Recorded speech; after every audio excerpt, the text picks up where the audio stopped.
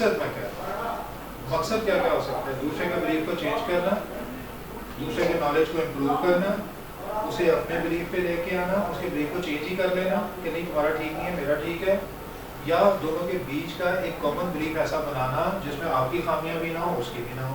और बिलीफ से निकल के भी देखें, दुनिया के किसी इवेंट पे बात करना और उस पर कंसेंसस डेवलप करना कि हाँ इसका यही रीज़न है, यही मकसद है।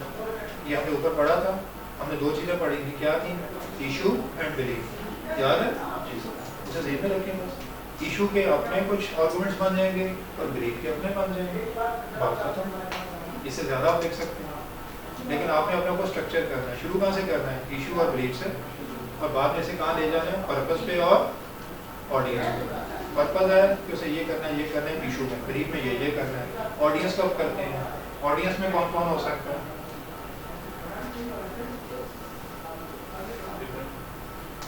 ऑडियंस तो बड़ा पूरी बात है ना, ऑडियंस को भी स्ट्रक्चर करें ना। मेरा बताने का मकसद है कि आप कैसे लिखेंगे इशू, इशू से आगे पर्पस, एक से ज़्यादा पर्पस है। हर पर्पस का ऑडियंस मुख्तलिफ हो सकता है क्या? नहीं हो सकता है जी। बिलीफ, हाँ क्या आर्गुमेंट में बिलीव करता हूँ ये आर्गुमेंट मतलब उसको तो फायदा हो सकता है। बिलीफ का मतलब है कि वो एक चीज़ पे यकीन रखता है, उसके यकीन को या चेंज करना या बेहतर करना या कॉमन बिलीफ पे लिखे। अब आगे आप क्या पूछना चाहते हैं? ठीक है ना। तो जब आपने चीज़ें करनी है तो स्ट्रक्चर बनाएंगे ना, तो चीज़ें याद भी हो जाएंगी और रिटेन भी हो जाएंगे। अगर ओपन रखेंगे ना, मैं कहूँगी क्या क्या पर्पज हो सकते हैं, 50 पर्पज गिनवा दें, उसका ताल्लुक बनाना है। हम लोग कौन सी डायग्राम पढ़ी थी जिसमें मुख्तलिफ ऑब्जेक्टिव या मुख्तलिफ कॉमन चीज़ों को इकट्ठा किया जाता है? कौन सी थी? एफिनिटी डायग्राम, याद है? एफिनिटी डायग्राम क्या होती है? कॉमन चीज़ों को ग्रुप्स बना लिए जाए। तो क्यों बनाए जा रहे होते हैं? उन ग्रुप से आगे भी तो ब्रांचेस निकालनी होती है ना। हमने यहाँ कितने ग्रुप बना लिए शुरू में? 2। कौन कौन से? बिलीफ और इशू। उससे आगे कॉमन चीजें आ गई। बिलीफ में क्या हो सकता है? बिलीफ को इम्प्रूव करना, बिलीफ को चेंज करना या कॉमन बिलीफ पे लेके आना। और इशू में क्या होता है? दुनिया के किसी मामले पे कॉमन एक कंसेंसस डेवलप करना। ठीक है, ये और भी चीजें आप ऐड कर सकते हैं। अब ये 2 ब्रांचेस हो गई, इससे आगे ऑडियंस आ जाए। नंबर 1 बिलीफ, बिलीफ को इम्प्रूव करना। इसका ऑडियंस कौन होगा? कौन कौन सा ऑडियंस हो सकता है? एग्जाम्पल के तौर पे वो तो डिपेंड करता है आप किस चीज की बात कर रहे हैं। जनरल बात करते हैं कि इसका ऑडियंस कौन हो सकता है। अभी इसमें मेरे सामने भी ऑडियंस है, कौन है? स्टूडेंट्स। तो मेरा ऑडियंस कौन है? स्टूडेंट। और मेरा बिलीफ क्या है? ये तो ईरान ने ये किया, वो इसे बिलीफ नहीं कह सकते, इसे तो हम इशू कह सकते हैं। ठीक है, मेरा पॉइंट ऑफ व्यू कह सकते हैं। Belief is something different. Belief होता है जो बहुत गहरी पे रहता है। ठीक है, तो आपने फिर अपने ऑडियंस डिफाइन कर लेने हैं। तो आपका जो काम होगा ये होगा कि इतनी जनरल बात आपसे नहीं करेगा। हो सकता है आपको एक व्यू दे दे कि ये काम करना है, ये आपके सामने लोग बैठे हैं, बताओ क्या आर्गुमेंट दोगे। तो आपने देखना वो इशू है या बिलीफ है, ऑडियंस को बता रहा है, उस हिसाब से अपने आर्गुमेंट आपने डेवलप करना है। तो यहाँ अभी तक हमने क्या सीखा है? हमने 5 उसकी चीज़ें सीखी हैं, स्टेप सीखे हैं। पहला स्टेप क्या था? पहला स्टेप, सबसे पहला जो जनरल ओवरऑल स्टेप्स है, नंबर 1 पर्पस एंड ऑडियंस। दूसरा क्या था? क्लेम। तीसरा क्या था? Evidence and supports. चौथा क्या था? Facts and opinion. पांचवा क्या था? Example and illustration. आगे क्या था? रेफरेंस वगैरह देने हैं। और आखिरी क्या था? अब इसके अंदर भी किताब में लेके उसे ज्यादा पढ़ने की जरूरत नहीं है। एक बार पढ़ना, एक आइडिया लेने को कहना क्या चाह रहा है, उसके भी इस तरह के पॉइंट बना लेंगे। अब उसके बाद हमने दूसरी चीज क्या सीखी कि जब हम अपना स्ट्रक्चर तैयार करेंगे तो हम शुरू कहाँ से करेंगे? इशू और बिलीफ से, और उस हिसाब से चीज़ों को फैलाते चले जाएंगे। उसी में ऑडियंस भी घुसा देंगे, उसी में ऑब्जेक्टिव भी घुसा देंगे, उसी में एविडेंस भी रिलेट कर जाएगा। आपको जब एविडेंस दूंगा वो कुछ और है, अपने दोस्तों को दूंगा मैं कुछ और है। मैंने आपको जनरल बात की कि पर्शियन एम्पायर क्या थी, लेकिन जो पढ़ा लिखा बंदा जिसने पहली बार हिस्ट्री पढ़ी हुई है उसमें मैं इतनी सिंपल बात नहीं करूँगा। वो तो मुझे पूछेगा कौन सी किताब में लिखा है, वो से एक किताब का हवाला दूंगा, दूसरी का, तीसरी का, मैं बहुत डिटेल में जाऊँगा फिर तो। ठीक है ना, तो आपने उसी में से चीज़ें निकालते चले जाना है। दैट्स इट, क्लियर है। अब इससे आगे इसे ख़त्म करते हैं। आज हम थोड़ा सा ऐसे पे बात करेंगे फिर, और फिर बाकी इंशाल्लाह कल करेंगे। पर्पस एंड रीडर हमने पढ़ लिया, इसकी एग्जांपल आपने पढ़ ली है। क्लेम और बाकी चीज़ें आपने एक नज़र तक देखते आनी है और कल हम इसे सम अप करेंगे।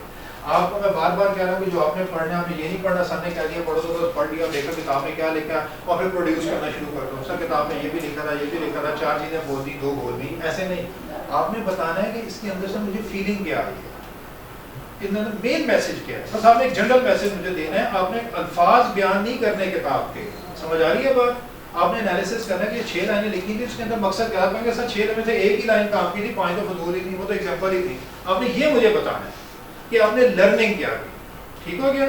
तो यहाँ पे इसे हम खत्म करते हैं, आपने सारा पढ़ के आना एक क्विक ग्लैंस में, बहुत ज़्यादा नहीं, और कल मैं इसे आहिस्ता आहिस्ता कंक्लूड करवाऊंगा, क्लियर है। अब मैं आपसे क्विकली शेयर करता हूँ और फिर हम उसे चीज़ों को ज़रा डिस्कस करके साथ साथ ही देखेंगे और उसे ख़त्म करेंगे इंशाल्लाह। जस्ट अ मिनट, मुझे देखते हैं कि इन्होंने मुझे ऐड कर दिया है कि बैच 17 में आ गया, और इसमें मैं शेयर कर रहा हूँ आपसे डॉक्यूमेंट, और ये मैंने डॉक्यूमेंट शेयर कर दिया आपसे।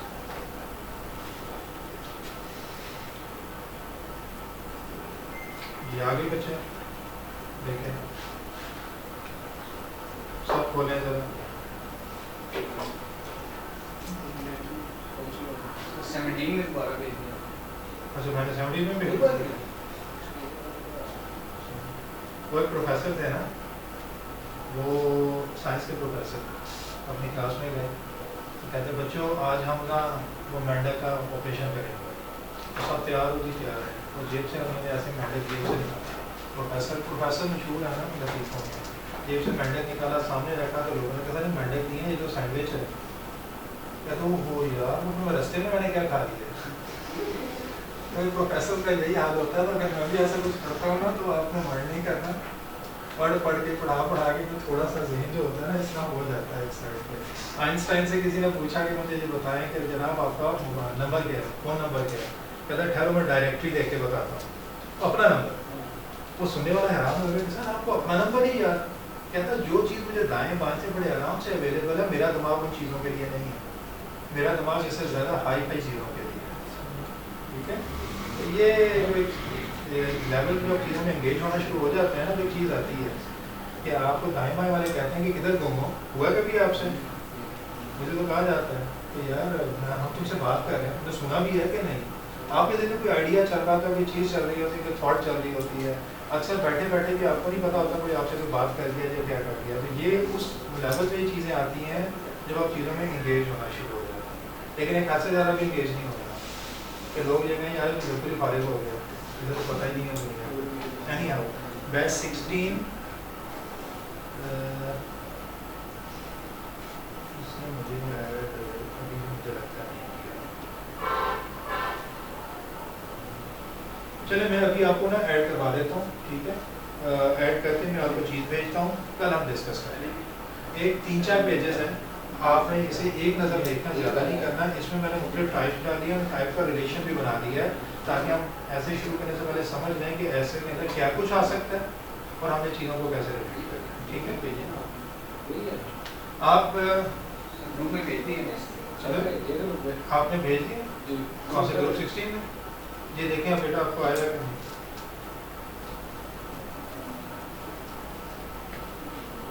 चेक करें,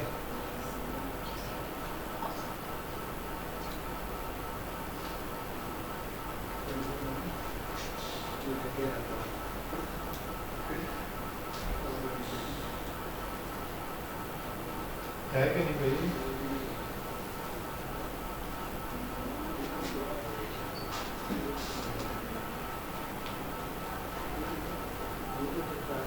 ये बैच 16 क्या है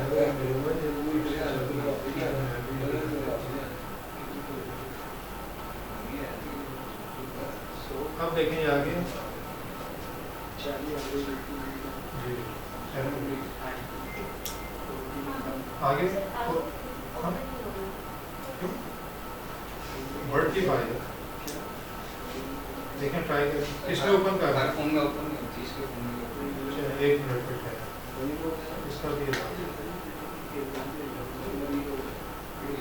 अभी कितना टाइम है, 5 मिनट है।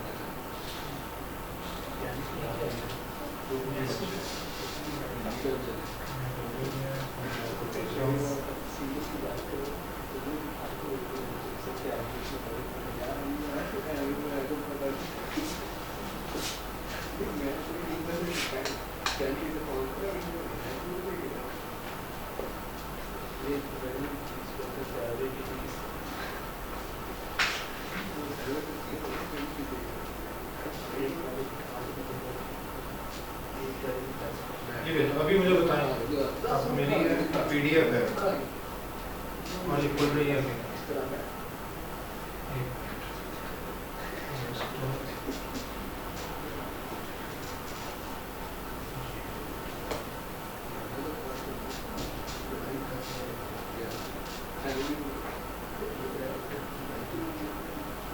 अभी आपको आई है, चेक करें जरा, आप खुल रही है PDF।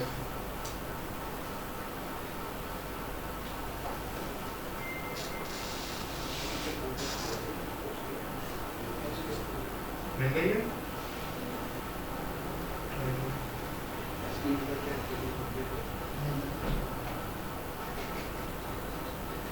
जी बच्चों ओपन हो रही है? जी सर हो गई है। हो गई है? अच्छा जी, मैं क्विकली बोलूंगा और आपने एट ए ग्लांस पढ़ना, बाद में डिटेल चलती रहेगी। ऐसे टाइप्स, 4 बेसिक टाइप्स हैं जो कि आपको हर जगह नजर आएंगी। नंबर 1 आर्गुमेंटेटिव, आगे वो डिटेल भी मैंने लिख दी है थोड़ी सी डाउनलोड करके कि स्किल टेस्टेड क्या है और एग्जांपल प्रॉम्प्ट क्या है। मतलब वो दोनों चीज़ें बता रहा है कि इसमें स्किल कौन सा टेस्ट होता है आपका, आप करना क्या चाह रहे होते हैं, और एग्जांपल उसकी एग्जांपल थोड़ी बहुत दी है कि फॉर एग्जांपल क्या है। Number 2 expository, number 3 narrative, number 4 descriptive. अब इसके दौरान क्या फ़र्क है, क्या हिसाब है, वो बाद में डिस्कस करेंगे। मैंने उससे नीचे फिर मैंने एक और चीज़ ऐड कर दी, उसने लिखा है रिफ्लेक्टिव एसेज भी होते हैं, are often compare to narrative essays. अब रिफ्लेक्टिव एसेज भी हैं और नैरेटिव भी हैं, इनमें क्या फ़र्क है। नरेट करना, बयान करना, रिफ्लेक्ट करना, ये भी एक टर्म आ गई, आपको पता होना चाहिए, बस एक बार पढ़ेंगे हम आगे।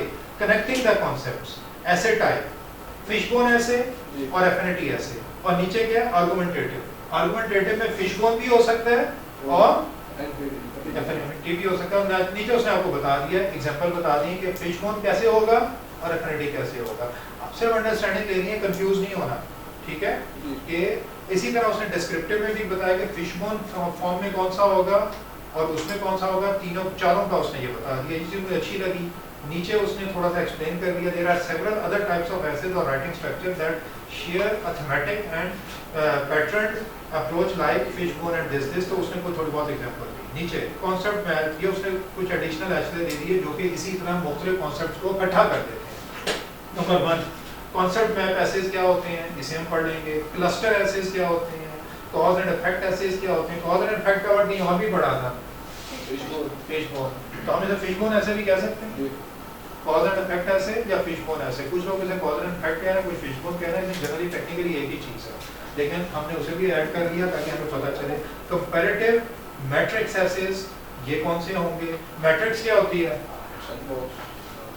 मैट्रिक्स क्या होती है, rows and columns. Rows and columns पढ़ा होगा सबने। कंपैरेटिव क्या होता है, कंपेयर करना।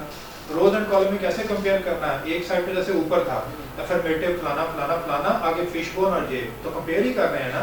जब रोज कॉलम की शेप में कोई चीज़ कंपेयर होती है और इस तरह की चीज़ डेवलप होती है तो उसे हम क्या कहते हैं, कंपैरेटिव मैट्रिक्स एसेज। अब इन एसेज में क्या होता है कि एक आइटम को दूसरे से रिलेट करना, फिर उस आइटम को किसी और से रिलेट करके ओवरऑल एक पिक्चर बनानी। ये भी एक किस्म है ऐसे की। आगे टैक्सोनॉमी एसेज क्या होते हैं, आगे प्रॉब्लम सॉल्यूशन एसेज, इसके नाम से क्या लग रहा है, प्रॉब्लम ऑब्लिक सॉल्यूशन एसेज। इनका क्या मकसद होगा, पहले क्या होगा, प्रॉब्लम आइडेंटिफाई करेंगे, फिर क्या करेंगे, सॉल्यूशन। कोई ऐसा ऐसे जिसमें पहले प्रॉब्लम बयान की जाए, फिर उसका सॉल्यूशन दिया जाए, उसे उसने टाइप बना दी है, क्या, प्रॉब्लम सॉल्यूशन एसेज। और आगे डायलेक्टिकल एसेज, ये हम पढ़ लेंगे। उसके बाद फ्रैक्टल एसेज, इसे भी हम एक नज़र देख लेंगे। फिर spider map essays. Spider map क्या होता है, स्पाइडर मैप क्या चीज़ है, स्पाइडर क्या होती है, काफी चीजें बकरी, और उसका आगे मैप ऐसा जैसे बकरी का जाल नहीं होता, बेशुमार लाइनें निकल रही हैं, बहुत सारी कॉन्सेप्ट्स हैं। तो आप पढ़ेंगे कि स्पाइडर मैप ऐसे का मतलब क्या होता है, बहुत सारी चीज़ों को शायद इकट्ठा करने को कहते हैं, नीचे कॉन्सेप्ट उसने दिए, बाद में पढ़ेंगे। माइंड मैप एसेज, ये पढ़ लेंगे। कॉज क्लस्टर एसेज, ऊपर में कॉज इफेक्ट भी पढ़ा था, क्लस्टर अलग से पढ़ा था, अब वो दोनों इकट्ठे हो गए, इसका क्या मतलब है। Systems essays, flow chart essays, और framework based essays, Venn diagram essays. Venn diagram ये टेक्निकल वर्ड है, ठीक है, ये बकायदा चीज़ है, इसे हम पढ़ लेंगे। मैट्रिक्स एसेज, ऊपर पढ़ा था मैट्रिक्स भी, वो अब सिंपल मैट्रिक्स ऐसे है, और नीचे समरी दे दी है, ठीक है। फिश बोन को उसने फोकस, मिरर, फलाना फलाना